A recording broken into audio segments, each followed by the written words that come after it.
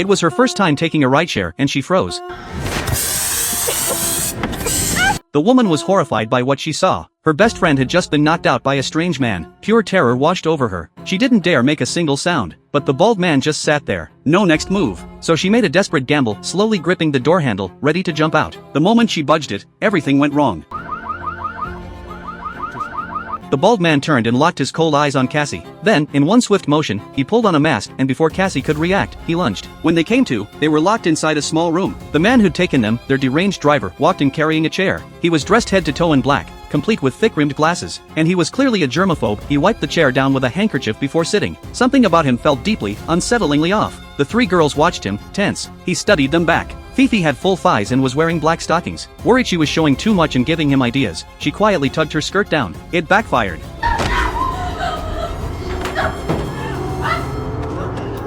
Fifi fought and screamed, but she was hauled out of the room. Cece rushed to bang on the door, it was locked tight. The two remaining girls heard gut-wrenching screams from the other side, and feared the worst. Then, seconds later, the bald man shoved Fifi back in, shaking his hand in utter disgust and dry heaving. Turns out Fifi had been so terrified, she'd wet herself. That immediately triggered his germophobia. He wanted nothing to do with the dirty girl anymore, but that gave the other two an idea. They soaked their own pants, hoping he'd reject them too. Instead, he just herded them into the bathroom and barked at them never to relieve themselves anywhere else. After he left, the three girls sat with their fear growing by the minute until they heard it, the clicking of high heels outside the door. They scrambled to the crack in the door and peeked out. A woman was pacing the hallway. They screamed for help, they thought rescue had finally come. But when the door opened, the looks on their faces said it all. Standing before them was a poised lady. A wave of dread hit them instantly. Was this some kind of role play? Whatever it was, the personas kept getting stranger. That night, he appeared again in yet another outfit, sitting by the door like a vacant child. Cassie finally understood. This wasn't role play. This was dissociative identity disorder, and he was switching between personalities to interact with them. What they didn't know was that he had 23 distinct personalities, each one shifting not just his mindset, but his physical capabilities too. This time, a child personality emerged, glassy-eyed and soft-bodied, clearly simple-minded. Cassie saw her opening and started working him. The bald man's personality wanted to eat a little boy for a snack, preferably one like himself. The boy took it literally and burst into tears. Cassie jumped in, gently urging him to take all three of them and escape together. But the boy was scared. DID is a severe psychiatric condition, and the ways these personalities can torment people can be bizarre and brutal. The girls were terrified one of his personalities might be a killer. If that one came out, they were done. Gripped by fear, the three began tapping the walls, searching for a weak spot to break through. Every wall was solid.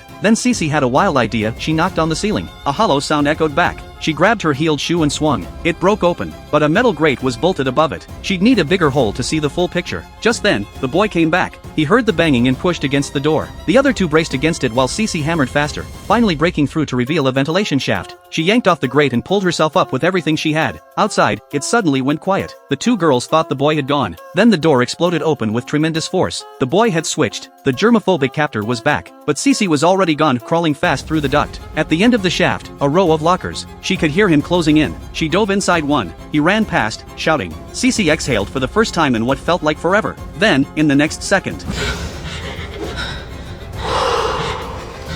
Cece couldn't risk setting him off. She stepped out quietly. He didn't punish her. Instead, he told her to take off her clothes. She forced herself to endure the humiliation and removed her sweater. Then she was locked in a storage room, the door welded shut from the outside. He seemed to want to starve her alive. With that done, he returned to the main cell, fixed his gaze on the ceiling, and ordered the remaining girls to hand over their skirts, trapping them in bed. Then it hit Cassie. He'd switched again. This personality might be a pedophile. He wanted to keep them as pets. Sure enough, the next morning a new personality arrived, brushing their hair and handing each of them a flower. That calm, gentle kind of madness scared them even more. They were brought out to the living room. He wanted to treat them to something special. He sliced a piece of bread and slathered it with raw lard. Cassie nearly gagged. If they didn't act now, they'd have to eat that greasy slice. The two girls exchanged a look. Fifi quietly picked up a chair and crept toward him.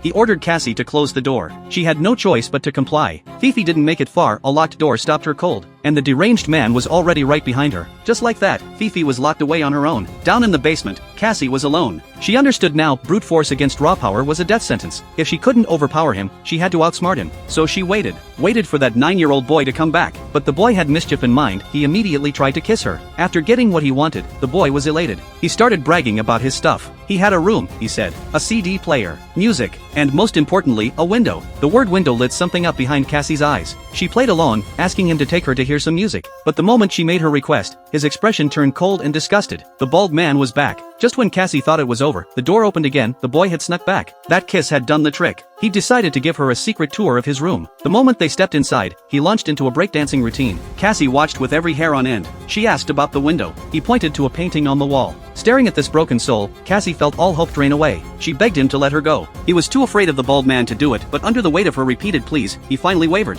He dug a walkie-talkie out of a corner. Cassie grabbed it. The thing actually worked. If the bald man ever found out, the boy snatched a baseball bat and swung to stop her from calling for help. Cassie broke free with everything she had and cried into the radio. The person on the other end thought it was a prank. Then Cassie felt it, the energy in the room shifted. She knew. The sweet, foolish boy was gone. The germophobic captor was back. He coolly snatched the walkie-talkie from her hand and dragged her back to the basement. On the floor, Cassie spotted a nail. While he wasn't looking, she scooped it up and hid it in her palm. While Cassie fought to survive underground, the bald man's psychiatrist was receiving a flood of frantic emails sent by Barry, one of his gentler personalities, trying to expose what was about to happen. To cover his tracks, the bald man impersonated Barry at the clinic. But the doctor knew him too well. She saw through it the moment he walked in. He couldn't stop wiping his hands. That obsessive tic was unmistakably his. Cornered, he dropped the act. He admitted that he and Patricia had seized control of the body, and what unsettled her most was their unshakable belief that a 24th personality, the Beast, was coming. Realizing the personalities inside him had spiraled beyond control, the doctor drove to his home that night, hoping to reach his core identity. What she found shattered her. The Beast was not a delusion, and the Beast fed on the impure. Even for a seasoned psychiatrist, those words sent a chill through her bones. She could see he was teetering on the edge. Staying was dangerous. She made an excuse about the bathroom, slipped away, and found herself in a hallway lined with doors. Curiosity pulled her to one. She opened it. What was inside nearly made her scream. Lying on the floor was Cece. Her escape attempt had failed. Before the doctor could process it, he appeared behind her and pressed a sedative cloth to her face. Tonight was the night his 24th personality would be born. He would not let anyone ruin it. Across the house, Cassie used her nail to pick the lock and slipped out into the hallway. The sedated doctor was already struggling to her feet. She scrawled his weakness on a piece of paper. The moment she finished, something flashed past behind her. She grabbed a knife from the table, turned around. Standing there was the 24th personality, the Beast. He wrapped both arms around her in a crushing grip. She drove the knife into him again and again, until the blade snapped. Not a scratch, with a casual flex of his arms.